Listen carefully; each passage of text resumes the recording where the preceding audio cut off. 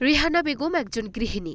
তার স্বামী পেশায় একজন জেলে। ছোট ছোট দুটি সন্তান নিয়ে বসবাস করেন পটুয়াখালীর কুয়াকাটা পৌর এলাকার ১ নং ওয়ার্ডের ৮০ ঘর কলোনির একটি ঘরে। ঘূর্ণিঝড় রেমালের তাণ্ডবে বসবাস করা সেই ছোট্ট ঘরটি এখন আর বসবাসের উপযোগী নেই। আমাকে ক্ষয়ক্ষতি হয়েছে যে সবই, আমার ঘর দুয়ার কোনো কিছুই নেই। আমাকে মাল জিনিস সব ভিজে মুজে সব চলে গেছে।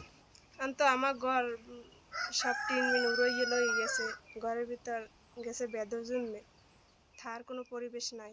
শুধু রেহানা নয়, এখানে বসবাস করা প্রত্যেকটি পরিবারের একই অবস্থা। মঙ্গলবার কুয়াকাটার ৮০ ঘর কলোনিতে গেলে দেখা যায় জেলে পল্লীটি ধ্বংসস্তূপে পরিণত হয়েছে। চাল উড়িয়ে লয়ে গেছে, পানি ঘরের ভিতরে জমা হয়ে গেছে, দাঁড় কুড়া কিছুই নাই, খাবার দাবার মতন কিছু নাই। ওই কেউ দিয়ে যায় হাইয়ে খাই, ঘরের ভিতরে খাতা কাপড় লইয়ে ঘুরে গেড়া লই খুব কষ্ট হইয়ে। আমাদের ক্ষতি হয়েছে, সবই ক্ষতি হয়েছে, আমার কিছুই নেই। আমরা রান্না করতেও পারি না। এখন আমি বাচ্চা কাছে লই এখন না খাওয়া পরিস্থিতি, এখন কোনো খাওয়ার কোনো পথ নাই।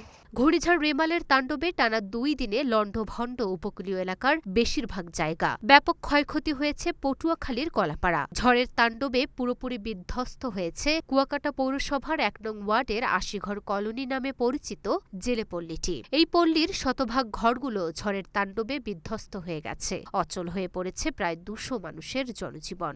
আর আমরা সবই হইলে জেলে। আমরা এই জায়গায় প্রায় ৮০টা পরিবার এই জায়গায় বর্তমানে বসবাস করি। তো এই ৮০ ঘরের ভিতরে আমাদের এই ২০০৮-এ যে দিয়েছে এখন বর্তমানে ঘরদুয়ার সবই আর কি পূরণ হয়ে গেছে। তা আমরা বর্তমান মেয়র মহোদয় তাদের কাছে আমরা বলছি, তাদের আনিয়ে দেখাইছি। এটা বারবার হাতের কাছে বলা হয়েছে এবং আমাদের এই যে ওয়ার্কাপল্লী এরা বলছে আমাদের যে ঘরগুলো সারিয়ে দেবে। প্রায় ২-৩ বছর পরে যদি আমাদের বলতে আছে যে এই আমরা তোমাকে সারিয়ে দেবো। তবে তারা দিতে আছে না।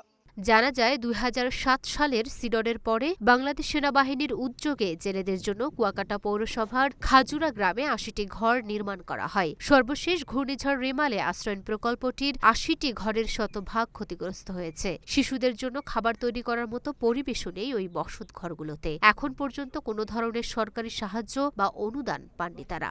এই রেমালের পর ব্যাপক ক্ষয়ক্ষতি হয়েছে। ঘরের সমস্ত টিন উড়ে গেছে এবং ঘর নাই বলেই চলে।